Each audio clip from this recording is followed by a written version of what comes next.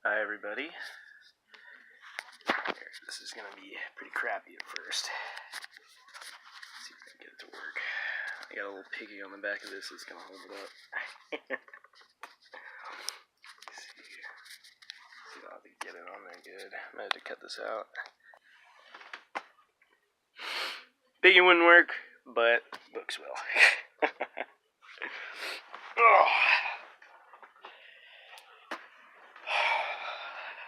This is the first time I've ever really recorded myself with an attempt to put it out there for somebody else to watch and listen to. Today I felt love coming back into my heart for the first time in a while. Last night I was sitting down in my chair, and how I've always combated my darkness and how I've always combated the demonic forces that sometimes I feel attack me. I combat it as if it's a fight, like a fist fight, but we fight with our spirit instead of fighting with our fists. And I've always seen myself as illuminescent, and how I battle is like firing an arrow into a target, and I always strike exactly where my spirit strikes. In a sense, you could say I know exactly where I'm going. It's almost like I don't have to even aim. I know where to go. So I was sitting in my chair, and I felt this darkness sitting outside of my bedroom, and so I attacked it. But when I attacked it, in my mind, in a fourth dimensional sense, I took it by the throat with my hand as I feel myself in the fourth dimension being almost human. And when I held it by its neck and felt the anger coming out of me, I realized that that was the power that this darkness had over me. I can't hurt darkness. No one can hurt darkness. If you're hurting darkness, you're feeding darkness, because it's a shadow. It's something that isn't tangible. It's not something that has physicality like we do. And so when we let anger come out towards our darkness, that is the darkness winning the war. And it's coming to us in ways that we would never expect, and we're not taught to expect, because really when it comes down to it, there aren't very many humans out there that have come to the point of understanding what's beyond human and what we're a part of as a universe and not just a planet. And that's really what's coming right now, is that this planet is on the edge of destruction. And it's going to save itself. It's saving itself through us. And honestly, if it is destroyed, then that's a part of the cycle that we go through and that we have to accept. There's no fear to be placed here. Fear is just going to feed it. It's going to make it more, and it's going to actually escalate the progress that this darkness is trying to take over with.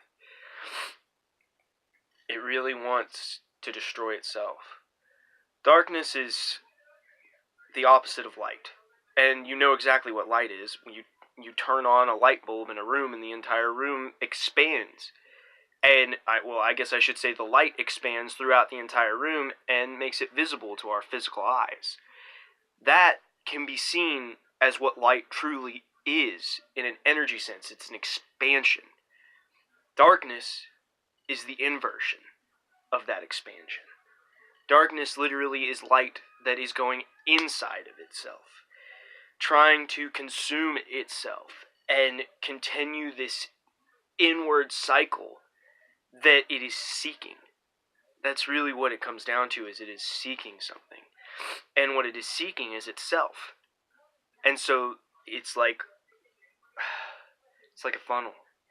Maybe like a tornado, but it gets smaller and smaller as it's looping to the center of itself. And that center is infinite, because we are infinite. And so it can get as tight as it can get. And that's really where the strongest demonic forces come from, is they are that deep inside of themselves. And as anything goes, what goes in must come out. And if you've gone 20 miles in, you gotta walk 20 miles out. That's the way it goes. And for the darkest of the darkest, it's a lot more than 20 miles. That's why they won't change. They're not meant to change. They choose change. We don't choose change for them. Our job as light workers, as people coming here to change something, is to love it. Love the dark for what it is. And that's what I had to do with that darkness that faced me outside of my room when I realized that what I was doing was I was being attacked by its hatred, by hating it, was when it faced through my hand in this spiritual realm that I was in. And I saw it for what it was. It was that shadow. A shadow representing my emotions and representing what I had and what I was fearing and what I was trying to control. Power over others is the greatest sign of being consumed by your own darkness. Control is that sign. Because from fear comes control. Fear is the stem of it. Fear and love, two sides of the same coin. We love ourselves so much sometimes that we choose to fear things because we want to protect ourselves.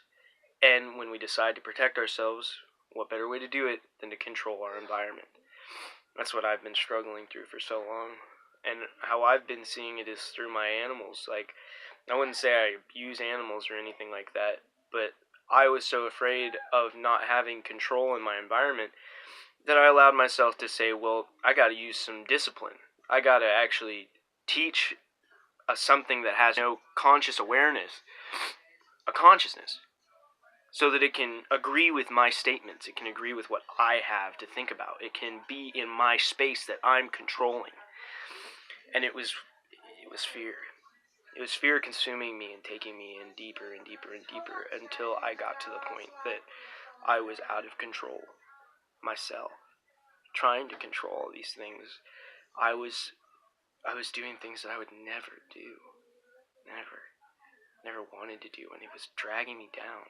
And it was because I was fighting fire with fire, like so many of us try to do, because how else do we combat this? Nobody teaches us how to combat these things. It's like everything expects us to figure it out on our own, but that's not true.